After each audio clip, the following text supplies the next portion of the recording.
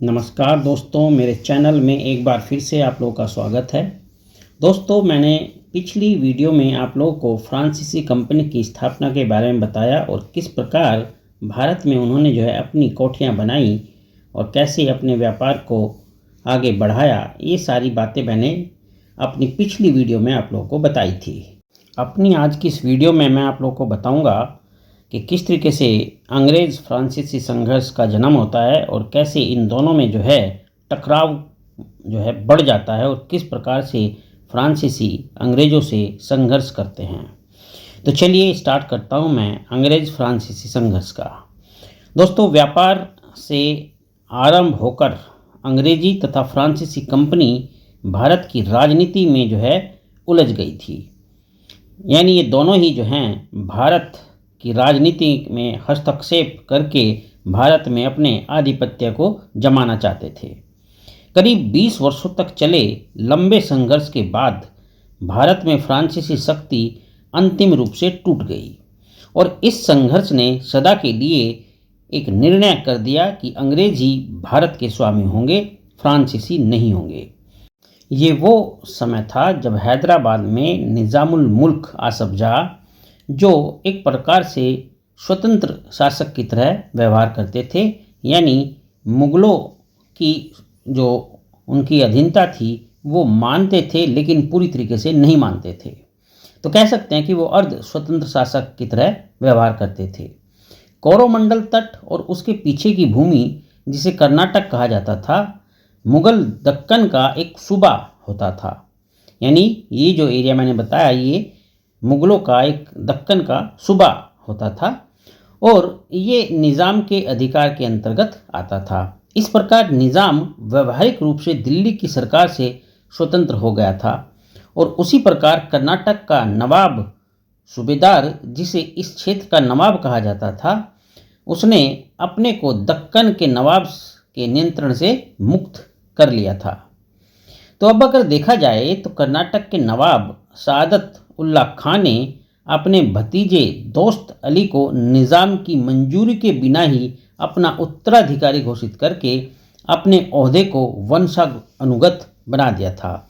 यानी इन्होंने अपने इस जो इनका पद था उसको एक तरीके से वंशानुगत बना लिया था।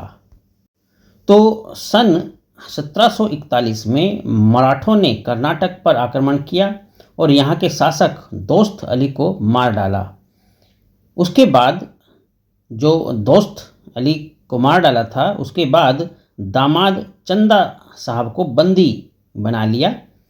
किसी भी शासक के अभाव में निज़ाम आसफ जाह ने अपने निकट संबंधी अनवरुद्दीन को कर्नाटक का नवाब बना दिया। इस प्रकार 1741 में कर्नाटक पर मराठा आक्रमण के बाद इस क्षेत्र में अव्यवस्था सी फैल गई, यानी कोई व्यवस्थित शासन यहाँ पर नहीं रहा। फिर भी अंग्रेज़ और फ्रांसीसी शांतिपूर्वक व्यापार में संलग्न थे, यानी अभी तक इन दोनों के मन में जो यहाँ की राजनीति को लेकर महत्वाकांक्षाएं थी वो अभी प्रफुल्लित नहीं हुई थी। यानी अब तक ये दोनों अंग्रेज़ और फ्रांसीसी शांति से अपने व्यापार को सुचारू रूप से चला रहे थे। और अगर बात की जाए अब 1740 ईस्वी की, तो 1740 ईस्वी में मेरिया थ्रेसा के उत्तराधिकार को लेकर, यानी ऑस्ट्रियाई उत्तराधिकार के युद्ध में दोनों प्रतिद्वंदियों ने भाग लेने के कारण, ठीक है ध्यान देना, ये जो फ्रांसीसी थे और जो अंग्रेज थे, इन दोनों ने ऑस्ट्रियाई उत्तराधिकार के युद्ध में एक दूसरे के प्रतिद्वंदी बनकर इन्होंने वहाँ पर भाग लिया। ये बात थी 1740 ईस्वी की। और अमेरिका उपनिवेश के झगड़े को लेकर, ठीक है, जो इनका यानी एक तरीके से कहे कि इनका झगड़ा की शुरुआत जो होती है वो बाहर से होती है, भारत के बाहर से होती है। भारत में इनके झगड़े की कोई वजह नहीं थी। तो ये जो दो कारण मैंने बताए बाहर इनके, एक तो अमेरिकी उपनिवेश और दूसरा ऑस्ट्रियाई उत्तराधिकार में जो एक दूसरे के प्रतिद्वंदी बनकर इन्होंने भाग लिया, इन झगड़े को लेकर यूरोप में अंग्रेज़ों और फ्रांसीसियों में युद्ध चल रहा था। फिर भी यानी इसके बावजूद भी फ्रांसीसी गवर्नर डुप्ले ने भारत में शांति बनाए रखी और अपने उद्देश्य से ब्रिटिश अधिकारियों से संपर्क स्थापित किया, लेकिन अंग्रेज अधिकारियों द्वारा ऐसी किसी तटस्थता के बारे में कोई बातचीत नहीं की गई। तो मतलब अब तक इन दोनों में किसी तरीके का कोई झगड़ा नहीं होता था। अभी तक ये सुचारू रूप से अपने व्यापार में लगे हुए थे, लेकिन उसके बाद जो है इनमें ये संघर्ष जो यूरोप में चल रहा था वो संघर्ष फिर जो है भारत में भी जन्म ले लेता है और इस प्रकार से जो है कर्नाटक के युद्ध की स्थिति आ खड़ी होती है। और कर्नाटक का प्रथम युद्ध 1746 से 1748 ईस्वी तक इनमें चलता है। अब ये युद्ध क्यों हुआ, इसके कारण क्या थे और इसका परिणाम क्या हुआ, ये मैं आप लोगों को डिटेल से बताऊंगा अपनी अगली वीडियो में। मुझसे आप जुड़े रहना और चैनल अगर सब्सक्राइब नहीं किया है तो दोस्तों ज़रूर कर लेना।